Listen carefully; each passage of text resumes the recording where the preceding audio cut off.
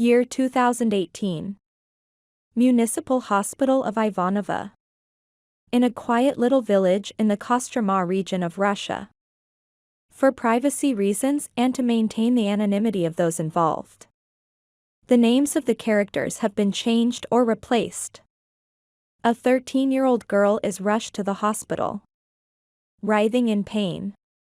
Her mother, whom we'll call Ivana, is with her, holding her and whispering words of comfort, while the girl, whom we'll refer to as Katiuska, tries to explain between sobs that she feels an intense pain in her private area.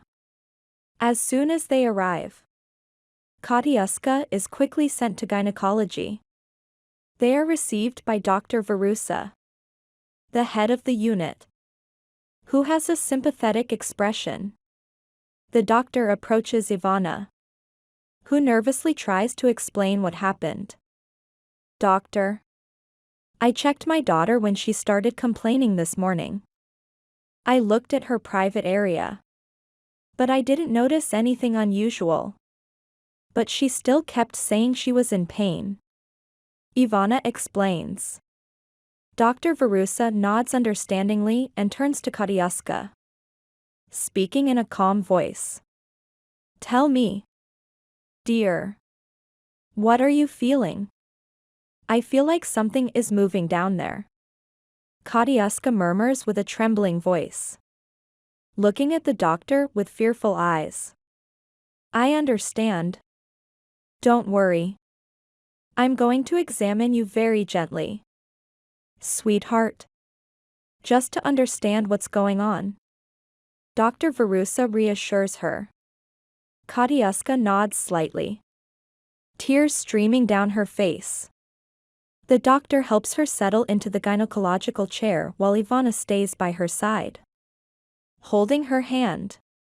Dr. Varusa begins with an initial observation and confirms that, like Ivana, she sees nothing unusual except for some slight redness in the external area of Katiuska's private part. However, noting the severity of Katiuska's pain, she decides to conduct a more detailed examination. For this, I'm going to need to look a little deeper. I'll use a special instrument called a speculum. Dr. Varusa explains. The speculum allows the doctor to gently open the vaginal walls to observe the interior, which is helpful for detecting potential causes of discomfort or pain. Knowing that the patient is young, Dr. Varusa selects a Peterson speculum, designed to be more comfortable in such cases. She proceeds with extreme caution, avoiding any unnecessary discomfort. As she opens the speculum, the doctor examines carefully, and then something catches her attention. She notices a slight movement in the dim light of the vaginal canal, something completely unexpected. Without alarming the mother or the girl, she decides to use a colposcope lamp for a clearer view, trying to understand what might be happening. Suddenly, she sees that something very small is moving. Her vision sharpens, and what she sees leaves her frozen. In all her years of experience, she has never witnessed anything like this. A shiver runs down her spine, and in a moment of shock, a small gasp escapes her. She steps back abruptly, dropping the speculum, which falls to the floor with a dull thud. The gynecologist took another step back, and in her clumsiness, she lost her balance, falling backwards into a chair and eventually collapsing onto the floor. Doctor, what's happening? Ivana called out. But Dr. Varusa, still in shock, barely managed to get to her feet. Without saying a word, she fled the room in a rush. Ivana and Katiuska were left there, confused and not knowing what had happened. The frightened girl turned her gaze to her mother, Mama. What's happening to me? Am I going to die? She asked in a trembling voice. Ivana, not knowing what to say, simply hugged her tightly. They both waited in silence, trying to process what had just happened, hoping someone would return with an explanation. That day, young Katiuska had been complaining for several hours about a burning and itching sensation in her private area. Through tears, she tried to explain it to her mother, who, worried but initially dismissive, resorted to home remedies. This will heal quickly, the mother thought as she applied compresses and herbs to try to bring relief. However, the hours passed, and Katiuska's discomfort only grew worse. It was then that Ivana finally decided to take her to the hospital. But let's return to that fateful moment when Dr. Verusa fled the room with a panic-stricken expression. Nearly breathless from what she had just witnessed, she stopped in the hallway, leaning against the wall, her hands trembling. She closed her eyes, took a deep breath that filled her lungs, and then exhaled slowly, trying to calm her violently racing heart. She remained like that for a few seconds, breathing deeply, forcing herself to regain the composure she needed. Finally, with determination on her face and her lips tightly pressed together, she straightened her posture and, with firm steps, decided to return to the examination room. When she came back, she found the mother and daughter still holding each other, staring at her with frightened eyes. Please, stay calm. I need to examine you again. Katiuska, she said. The girl nodded timidly, while her mother, growing more anxious by the moment, held her hand tightly. The doctor adjusted the colposcope and began her examination once more. What she saw stopped her heart with sheer terror. The girl's skin looked torn and ravaged, marked by patches of reddened, dying flesh that was disintegrating at a frightening rate. The edges of the wound were darkened, and between the ragged layers of skin, grayish, decomposing tissue began to appear as if the very flesh was being devoured from the inside by some unseen force. The smell was nauseating, a suffocating stench of rot that filled the air of the examination room, enveloping the space in a heavy, oppressive atmosphere. It was as if the infection itself had a life of its own, intent on consuming everything in its path. Thick threads of pus were oozing from the wound, and yellowish pus that slowly oozed over the decaying flesh, pooling in small puddles that emitted an almost unbearable stench. As the infection progressed, tiny gas bubbles began forming under the skin, creating disturbing crackling sounds, signs that the tissue was decomposing at a terrifying speed. The fragile skin of the young girl was marred by small open ulcers and fresh, bleeding points as the infection consumed every inch of her flesh, leaving behind a path of silent but relentless devastation. The doctor couldn't tear her eyes away, frozen by the horror of what she was witnessing, while every part of her wished she had never had to see something so dreadful. What? What is that? Doctor? Ivana asked, her voice trembling. Dr. Verusa, her voice breaking, explained what she was seeing. It's a flesh-eating bacteria. This isn't an ordinary infection. It's extremely dangerous. It literally devours the flesh of its victims within hours. You can't see the bacteria itself, but the effects are clear.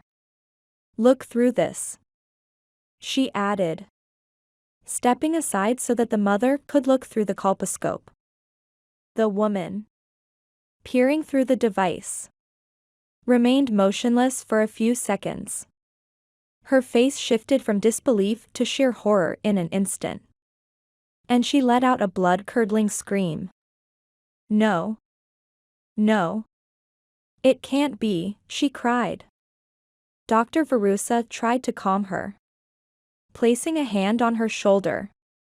She knew that this would only be the beginning of a difficult journey for them both, a reality they would have to face together. The situation was alarming. And within minutes, word had spread among the hospital staff. The flesh-eating bacteria attacking the young girl's body was something no doctor in that facility had ever seen before. Quickly, a group of specialists gathered, their brows furrowed and expressions grim. Opinions and theories were exchanged rapidly in the hallway. The necrotizing bacteria, commonly known as the flesh-eating bacteria, is one of the most aggressive and deadly infections known. This infection, called necrotizing fasciitis, attacks the soft tissues of the body, such as the skin, subcutaneous tissue, and muscles, advancing at a frightening speed. As it spreads, it releases potent toxins that destroy tissue in its path and can even compromise vital organs if not contained immediately. Necrotizing fasciitis can be caused by different types of bacteria. Streptococcus pyogenes. Group A Streptococcus is one of the most common bacteria. These bacteria release toxins that damage tissues and affect blood flow, resulting in the rapid destruction of infected tissue. The initial symptoms often include intense pain in the affected area, fever, and redness of the skin. As the infection progresses, blisters, skin discoloration, and systemic symptoms like septic shock can appear. Due to the speed at which it progresses, seeking immediate medical attention at the suspicion of necrotizing fasciitis is crucial. It most likely entered through an open wound, explained another doctor, speaking to the mother, who watched everything with palpable fear. Without wasting any time, the medical team began preparing the operating room. First, they had to disinfect and clean the infected area with precision, removing all damaged tissue to prevent the infection from spreading further. To do this, one of the surgeons initiated a procedure called debridement, carefully cutting away the areas of necrotic flesh. The other doctors watched attentively, ready to intervene if the infection extended beyond what they could see. As Dr. Verusa assisted with the instruments, she couldn't stop thinking about the race against the clock they were in. Every second was vital, and any small mistake could mean the end for the little girl. Hours passed, and the medical team continued fighting to save her. Through an intravenous line, they administered powerful antibiotics, trying to stop the flesh-eating bacteria that had already destroyed part of her flesh in the affected area. Finally, they managed to stabilize her, but the damage was done. While the mother spoke with Dr. Verusa, she confessed, filled with fear, "Doctor, I also feel a strong pain down there." She was quickly examined, and to her horror, it was confirmed that the mother was also infected. She was admitted immediately, and the same procedures used on her daughter were applied. Days later, the doctor felt a pain in her hand, and one of the surgeons in his arm. Upon examination, they discovered that they, too, had been infected, due to small cuts in their skin that allowed the bacteria to enter their bloodstream. Now, there were 4 infected, and fear spread throughout the hospital. The hospital staff refused to go near the area, fearing they would get infected. The administration decided to seal off the entire affected zone, and a special team sprayed powerful disinfectants in a desperate attempt to contain the bacteria, which seemed unstoppable. After days of anxiety, the strong antibiotics finally managed to halt the spread of the flesh-eating bacteria, which gradually began to subside. The mother and daughter had been in the hospital for 10 days. The gynecologist was recovering well, but the surgeon, who had pre-existing conditions like diabetes, was not as fortunate and lost his arm to stop the infection's spread. Once the patients were stabilized, Dr. Verusa set out to discover how the mother and daughter had been infected in the same area of their bodies. She knew that the bacteria could only enter through an open wound, no matter how small, even a microabrasion caused by scratching.